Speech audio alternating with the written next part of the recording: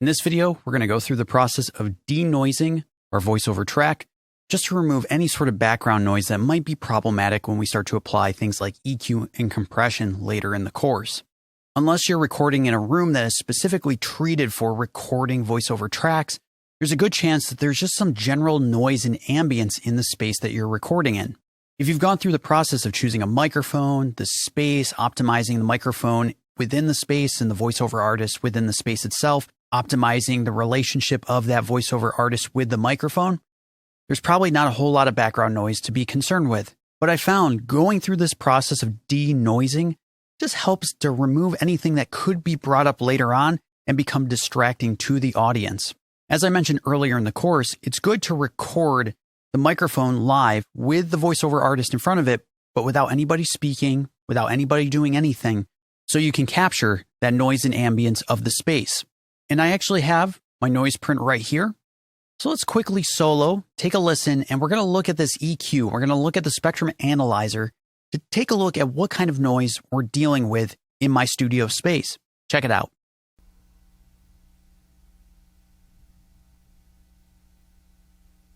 Cool. You can see here there's a little bit in the low end, probably from the heat that was on while we were recording, maybe from the traffic outside. And there's also a bit of hiss at the top end. And this is the preamp on my audio interface. There's nothing wrong with any of this. Most rooms have a low end rumble because of heat or air conditioning or, just the moment you put a microphone in a room, suddenly you become acutely aware of how much noise actually exists in your space that you just kind of tune out. That hiss in the top end because of the preamp, there's nothing wrong with my audio interface. It's just that the more level that you have to drive up on most interfaces, there's just a little bit of hiss way down that starts to get driven up as a result. Because the Shure SM7B requires 50, almost 60 decibels of gain to achieve a good level for a voiceover recording, just kind of driving up some of that noise that's inherent in the device. Not a problem. We're going to deal with this using some denoising plugins.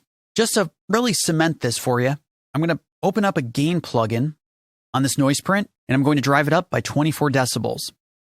And it won't be too loud. I mean, it started out at about -90 anyways. We're just going to hear it a bit more and be able to see it a bit better as well.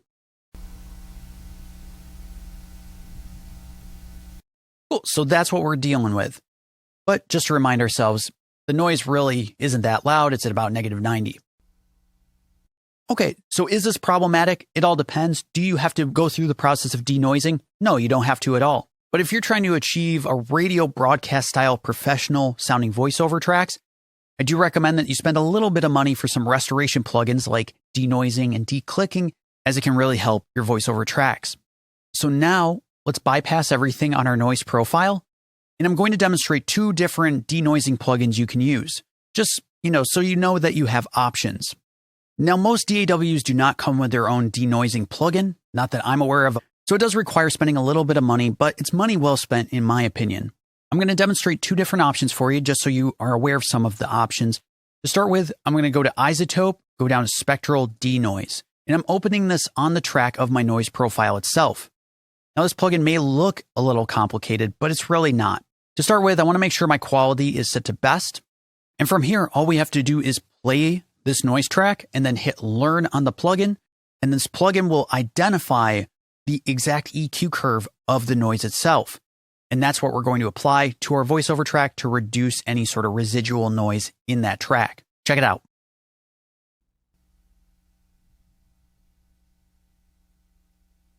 Awesome. It's really that simple.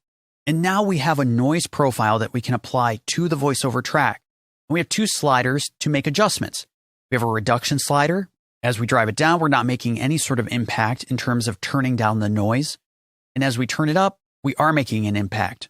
The red line is the noise profile, and the orange line is the noise that we're driving down, so the residual noise. And the threshold slider just allows us to adjust, where does the noise profile start to cut into the noise. So we can balance this against the voiceover track itself so we don't accidentally take away from our voiceover.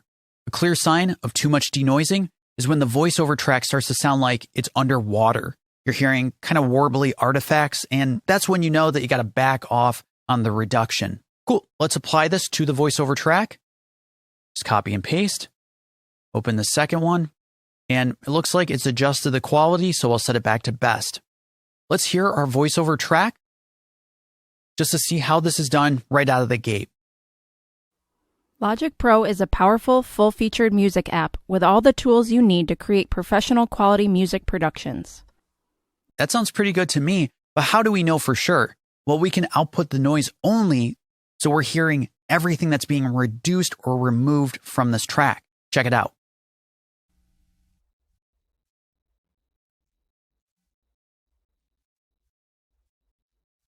That's great. I don't hear the voice at all, so I know that I'm not accidentally reducing the voice track unnecessarily. But just to demonstrate when maybe we've gone too far with denoising, I'm going to increase the reduction and the threshold. And we'll listen to the noise only just to see if we're catching some of the voice itself and accidentally cutting into our voiceover artist.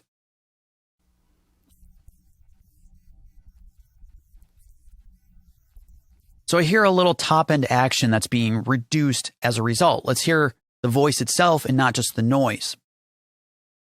Logic Pro is a powerful, full-featured music app with all the tools you need to create professional quality music productions. And let's bypass.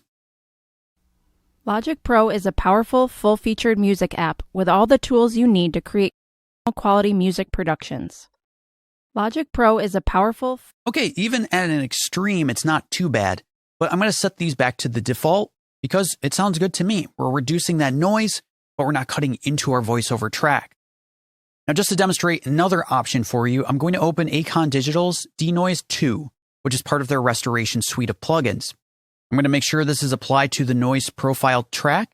And just like with the iZotope plugin, we want to turn on the noise profile, turn on learn, and learn this noise profile. Check it out.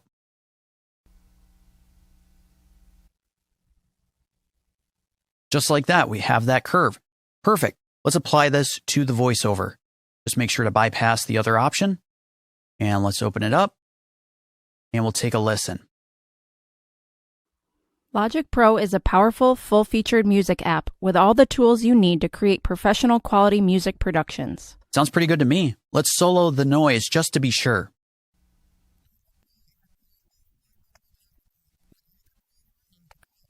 Okay, we're cutting into our voice a little more, so we could adjust the reduction. So as you can tell, as we drive up the reduction, we're cutting more and more into the voice. And as we reduce it, we're cutting less into the voice. So let's hear this reduction all the way so you can really hear those weird artifacts. Logic Pro is a powerful, full-featured music app with all the tools you need to create professional quality music productions. That's still not even that bad. It's amazing how far denoising has come. Well, let's reduce this by maybe 2 decibels. Take a listen. Logic Pro is a powerful, full-featured music app with all music productions.